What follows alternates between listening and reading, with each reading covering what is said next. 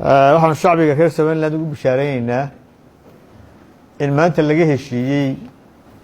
arrimihii doorashada la isku hayay oo ay ugu muhiimsanayd tabashadii ahayd in komishanka xubnihiisa la kordhiyo taasoo saddexda xisbi isku waafaqeen in iyagoo midaysan loo gudbiyo golaha wakiilada si wax kaabis iyo wax ka bedel loogu sameeyo xeerkii hore ee madaxtooyada iyo golayaasha deegaanka faqradiisa 11 waxaan shacbiga reer Soomaaliland u sheegaynaa iyo dhammaan xildhibaanadii muddada dheer sugayay inay doorashada ka qayb galaan inay u diyaar garoobaan maanta in doorashadii ay maanta laga heshiiyay khilaafkii waxaan kaloo ugu baaqaynaa golayaasha qaranka iyo dhammaan hay'adaha ay khusayso arrinta doorashadu inay suurto geliyaan in doorashada lagu qabto waqtigeedii aynu mudaynay ee ahaa December 12keeda haddii Ilaahay ka dhigo wixii ku xidhan axsaabta iyo wixii ku xidhan madaxweynaha iyo wixii ku xidhan golayaasha waxaan jecel lahay cid waliba wixii ka khuseynayay inay arrintaas dedejiyaan oo ay dhammaystiraan waxaan kaloo qodobka labaad aan ugu gudbayo arrintaas waxa weeyaan maanta arrinta nabadgelyadu Soomaaliland muhiim bay u tahay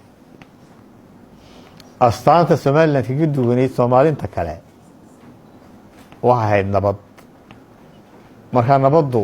waxaan doonaynaa inaanu ka wada shaqayno gaar ahaan gobolka Sanaag oo maalmihii ugu dambeeyay dadka shacbiga iyo ciidanka qaranka iyo dad reer Soomaaliland oo iyaguna hubaysaniba ay isku hor joogeen waxaan ugu baaqaynaa marka hore in nabadgelyada mas'uuliyaddeedu cid walba saaran tahay dhammaanteedna xilkaasi inay wada saaran yahay kana wada shaqayno si aynu arrintaana u soo afjari lahayn nabadana u adkaysan lahayn una xoojin lahayn kalsooni buuxaan ku qabaa shacbiga reer Soomaaliland inay ka go'an tahay in nabadooda ilaashadaan السلام عليكم ورحمة الله وبركاته waxaan kala u mahadnaqayaa waftiga inooga yimi caalamka international community-ga bulshada caalamka ambassador Michael Nicholas oo aad iyo aad iska saaray muddadii yaruu joogay iska saaray magaalada xil weyn arrintan inay noo dhamaato dhacdadani 10 sano horteed bay dhacday 2009kii halkan 6 qodob ku kala seexanay madaxweynaha hore Riyaale iyo qolada hadda dawladda ah oo markaa mucaarad ahayd kulmiye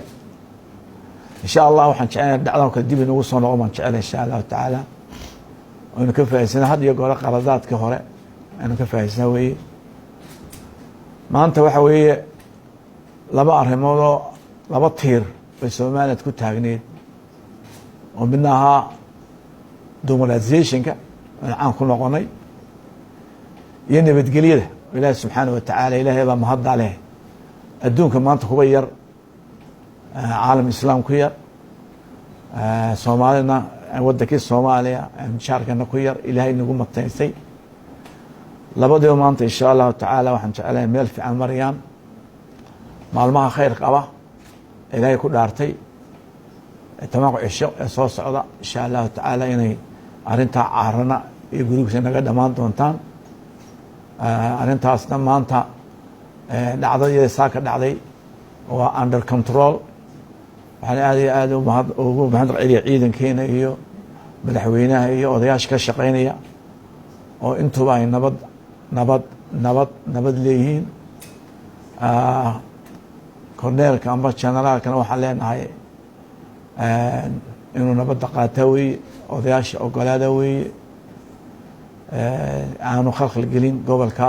oo gobolkii u horeeyay somaliland nabadda qaatay 1992gii afarta beelood ku heshiiyeen waa gobolka ugu taajirsan somaliland khayraadku yaallo taas waxaan jeclay dhamaato tanna waxa weeye insha allahu tacaala doorashadii waxaynu qabanay waqtigeedii cid allah ciddii ay saamaysa ku saameyn ku leedahay ugu horeysa xubnaha wakiiladu waa inay arrintaa ku dedejiyaan wakiiladu waxay ka wakiil yihiin ay ku shaqeynayaan party lineka asxaabta waxay asxaabta isku raacda weye wayna isku raacaan weeye insha allahu tacaala waxaan jecelahay inaanu shirgudoonka wakiilada waxaan leenahay xil gaala iska saara cid kasta waa u faa'iida inay somaliland u noqoto doorasho gasho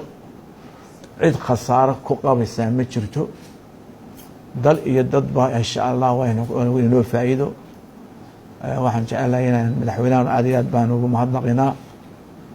maanta aad iyo aad buu markii shanaad wada fadhiisanee aad buu u fiicnaa fiicnintaas iyo wada tashiga insha allah inuu ku sii wadaanu jecelahay taladaada u baahan talada kuma u baahana inaga talada u baahan wada jir baa wadankan lagu wadi karaa insha allah tacaala jaanisyo fiican bay noo jira dabeel waxay jirtaa xagga somaliland markii u horeysay adduunka miidiyaha lagaga sheekeynaya somaliland wanaageeda iyo xaqay u leedahay in la ictiraafo marka waxay tan baa inoo noqonsa furihii doorashada fiican bay noo dhici doonta insha allahu tacaala dad wanaagsan oo ahli iimaan ah ayaan insha allah inooga soo bixi doona mar kale iyo mar labaadba ilaahay baanu mahadnaqinaa madaxweynahan si gaar baan ugu mahadnaqinaa xaajiga cabdinaa cire xaaji finlandna aad baan ugu mahadnaqinaa haddii ala yidhaaho dee marka arrimu ana aad baanu shaqaan u dhex saarnay wayna ogolaadeen labadii xusbiba casuumada dabana annaga qabana insha allahu tacaala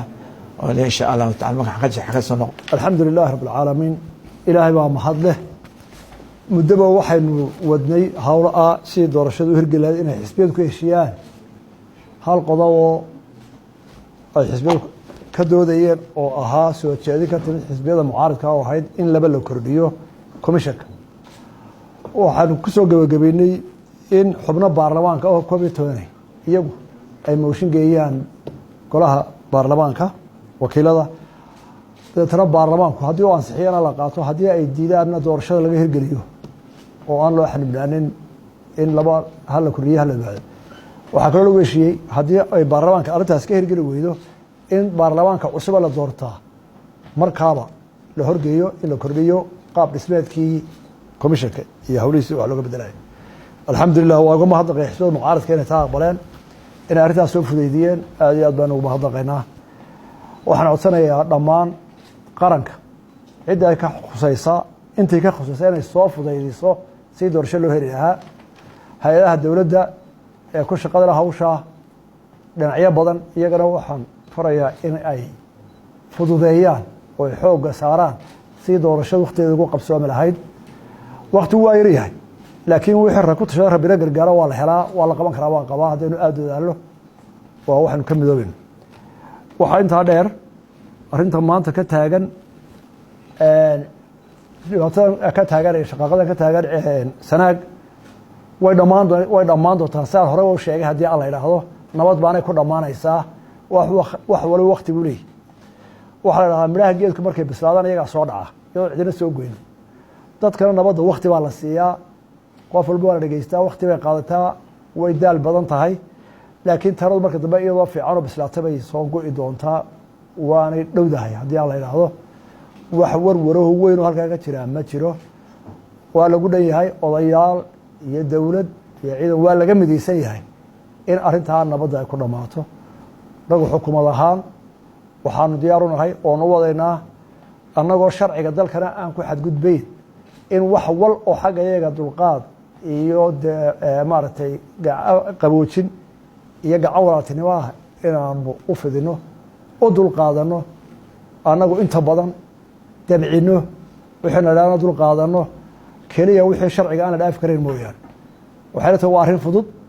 meel gaabma ay marsaa meel dhow iyaduna insha allahu way noo dhammaan doontaa saaka waxoogay barbay xiisadu kacday ilaahay mahaddii way degan tahay imaka saacadda alfin arrintu way degan tahay odayaashii taliyaashii ciidamada barasaabkii halkii bay ka wadaan waxay ku soo noqotay arrintii nabadda iyo hadalka taasina waa ilaahay mahaddii waxaan u mahadnaqayaa ambasadarka EU-da oo muddaba iminka arrintaa inagu dhex jiray oo aada iyo aada u muujiyey inay noo qabato doorashadu inuu gacan weyn ka geysto